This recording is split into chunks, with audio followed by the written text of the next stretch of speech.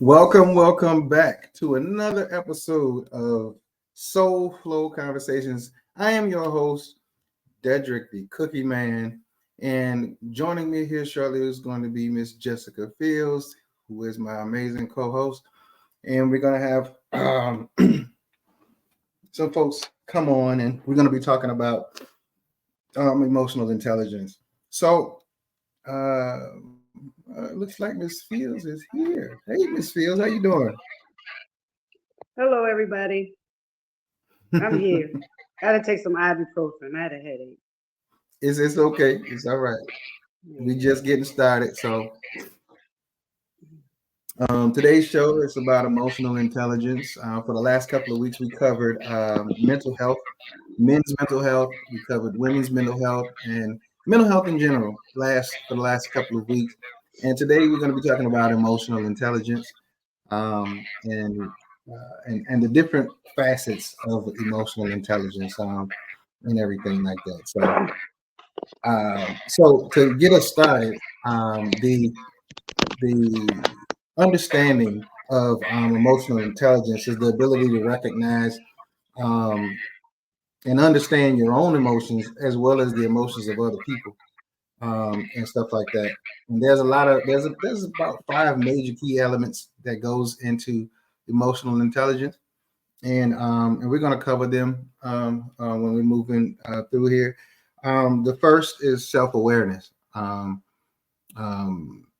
the ability to understand and recognize your own emotional state of being, well-being, or challenges. You have to first recognize that there is a problem, or recognize that there's something wrong, or or on the flip side that hey, you're doing pretty good, and you've been able to figure out how to process your emotions and different things like that, and especially comparison to what's actually going on around you, um, and everything. So that's a very important part to this whole equation. Is the first part is self awareness. You definitely have to know thyself, as they like to say. Jessica, so I mean, so what do you think about what I just said? Like, what do you think about emotional intelligence? Well, like you said, there's different facets to it. So I'll start by agreeing with what you just said. Definitely self-awareness. That's with anything. You can't fix something if you don't know what the problem is. Um, and within that self-awareness, you have to know how to be completely honest with yourself.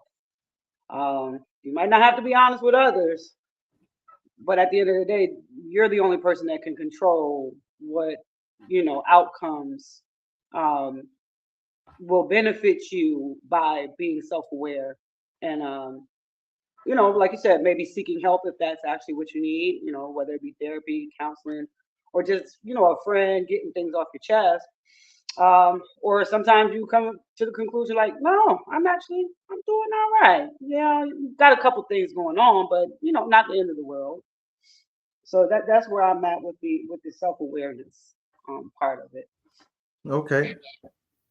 um, I'm gonna list out the five key components, and then we'll just hit each one of them. Um, the next one outside of self awareness is self regulation. That's the ability to manage like I said before, manage your emotions in difficult situations. Motivation, and I think that's kind of self-explanatory, but for those who it's not very self-explanatory too. It's just your ability to stay motivated, and empathy. Um, and empathy is basically the ability to understand and see how other people feel, and things through other people's perspectives, and how things look from the other side, outside of yourself, um, and also social skills, the ability to handle and influence other people's emotions effectively. So, so like I said, the second one is self-regulation, and it's the ability to manage your emotions in difficult situations. So,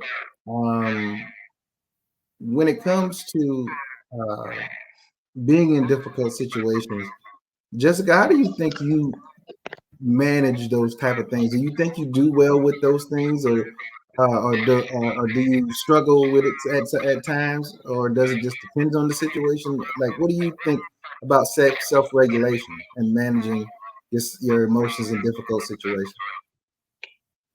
Well, had you asked me this question a good 20 years ago, my answer would be completely different.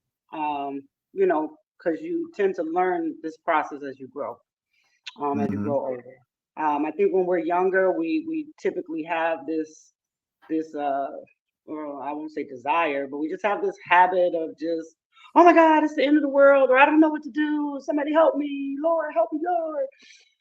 But then as you grow and you get older, you start to learn how to regulate, your emotions. Because I think that when you respond with emotions first, that can Hmm. be a really, really bad thing. Absolutely. Um, so for myself now, as a grown up, um, there are certain habits that I have. If I find myself in a situation, or just something going on, like for example, I think I've told you before, I clean, right? I remove myself from the situation. I say, you know what? I need to go clean my closet. And while I'm cleaning my closet or whatever it is that I'm doing, I'm pretty much breaking down whatever that situation is. And I'm talking to myself, hardcore too. Hey Jess, what's wrong with you? I don't know, girl, something wrong with you, but we need to figure this out while we clean this closet, right? And so then by the time I'm done with that process, one or two things have happened. Either I realized that it wasn't even that big of a deal anyway. So me going off the handle emotionally would have probably just made the situation worse because Mm-hmm. it wasn't that serious. Hmm. And then the other half would be, you know what? No, this is really an issue that I need to discuss, let's say with Billy or with Dedrick. But now that I've cleaned my closet, I'm calm. I've organized in my head the situation and the breakdown, and now I can approach the situation in a logical manner versus an emotional manner. So that's my form of self-regulation. That makes sense. Yeah. And I'll go from an abstract point of view. Y'all, you watch, and all y'all watch these movies, these scary movies, where you want to slap the person who's always emotionally out of control, and they're gonna mess around and give up y'all location because they're being too loud or they scream at every little thing. Hmm. Yeah, that's not emotional regulation, folks. Okay, I know the situation might be a little drastic because you saw your girlfriend or your boyfriend uh, filleted or something, but that's the time you need to regulate the most because you don't want that person to find you, right? So let's switch it back to real life. uh, yeah, so